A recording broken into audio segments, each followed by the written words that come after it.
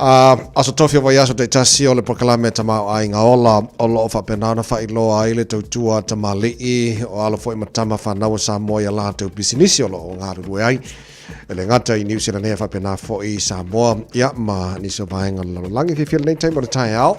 ua whatese mai le sunga mo au tasi Fritz Gabriel o le se tasi o directors o le Samoan goodness, imported goodness. Se tatu tatala noa po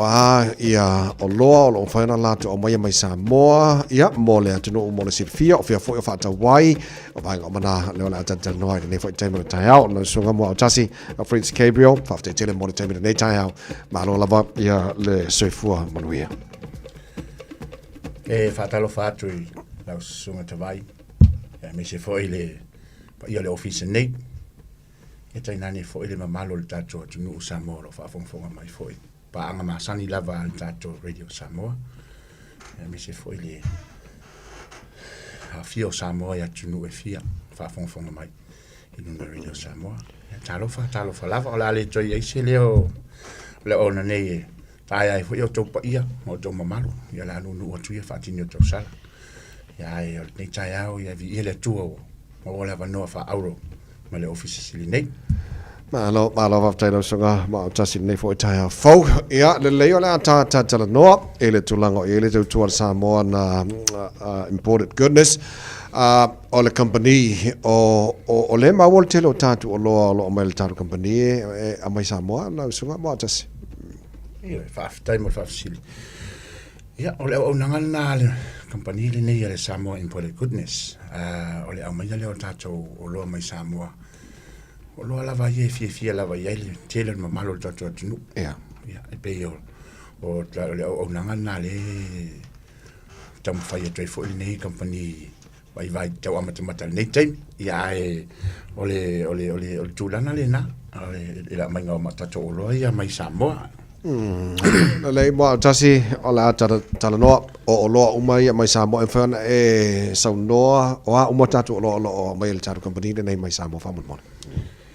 Ia o le temi nei o lo mato o mai le koko Samoa na amata lava le koko se fai pese tala le amatanga. Ia. O le unanga le koko Samoa le nei o temi tonu lava le COVID sa tupu le sa mato o mai le koko mai Samoa ia inga fo. Ia mate se aulina mai ala le fali fo ile ia na o le temi ua. A fea tātou le COVID-19 o le ala sa mato tau tilo se awala e mawhai ai ona direct e tangata ona i whaasana tu le whale ona isolation tu langa ala tu la fon ia na mato amato lona mato tilo I mato nearest dairies na iai o na ala na amata mai na amata lava le koko Samoa paso solo I fo ala ia le whamai ele mai ala mai nai keke sainga ma ia sa fula le keke sainga e whaasolo le masi il terminei lo sa mal chips sa siam popo lo fa solo uma mai trato chips ai Samoa e fi fai mai io so trato ai na ya o ya tunu ma taro o banana o le udu ya mi se foi o trato compagnia le TH plantation mal su lapi o compagnia le tua papi la vala o chips terminei ya o le sa foi la mal terminei trato solo me foi fanu Samoa ya o trato lo pa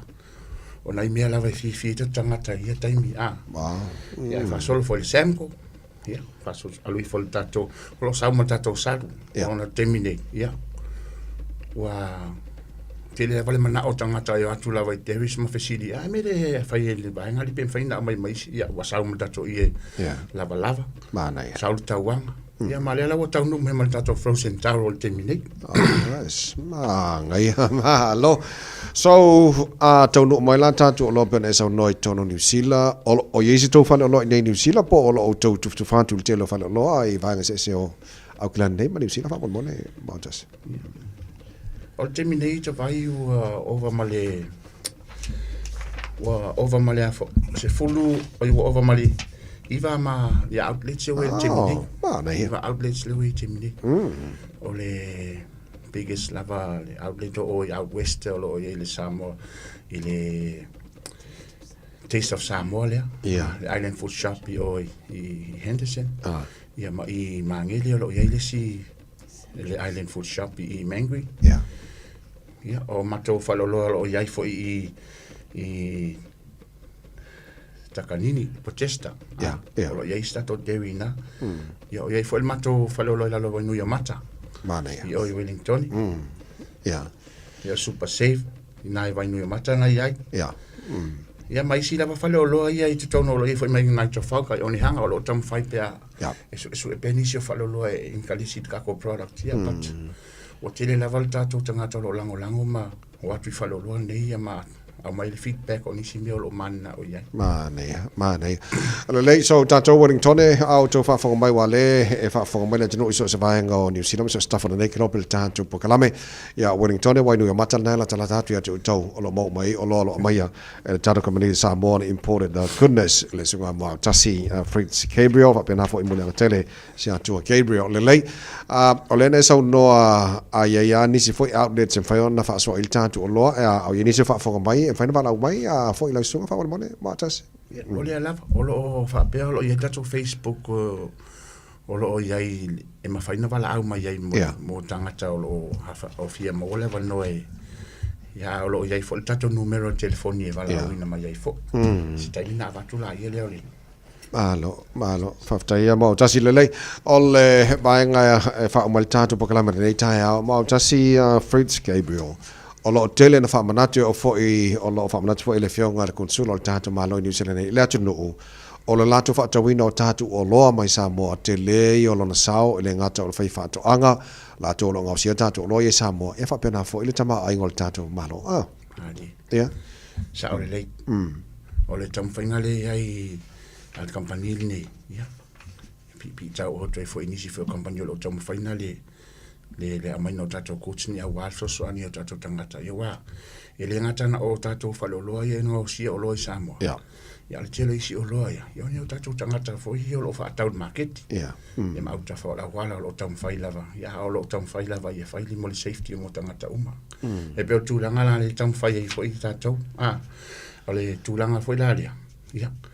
o lo ya il mata mai le mato special o fa pe o na fa nga solo terminate o no lo tamati ia wa lo fai ma pa market i o tara ia so la so tona ia la fata wina tato frozen taro le ile su fata la 2 kg Mānei pe ai la vai o fia tau ma faltaro ia o lo mo tato papa market le la so tona nei okay so tato flea market le ia stona ia tai okay le malo fata mo tasil nei tai ai le mai pe o le telefoni moni se fia fa sile mai ia wa foi le au naga fa mone ia o lo ta numero le lo ia ta vai o le 022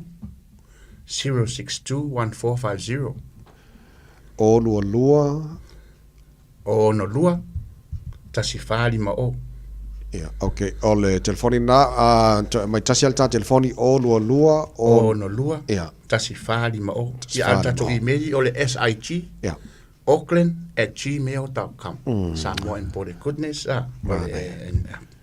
o le gmail.com ko so le SIG auckland@gmail.com Malo faftai lo songa ma tasi Fritz Gabriel fapena fo imule tele sia tua Gabriel faftai tele lava ya mole avano fatasi maltar po kala ne fo tai fo malo fa yo favor mo dia favor ne yaso faftai tai lo fio lo lei ole songa ma tasi Fritz Gabriel mai le tar company le Samoan imported goodness na wa batu lato telefoni vala wani ai pe amana mia e so sani mo la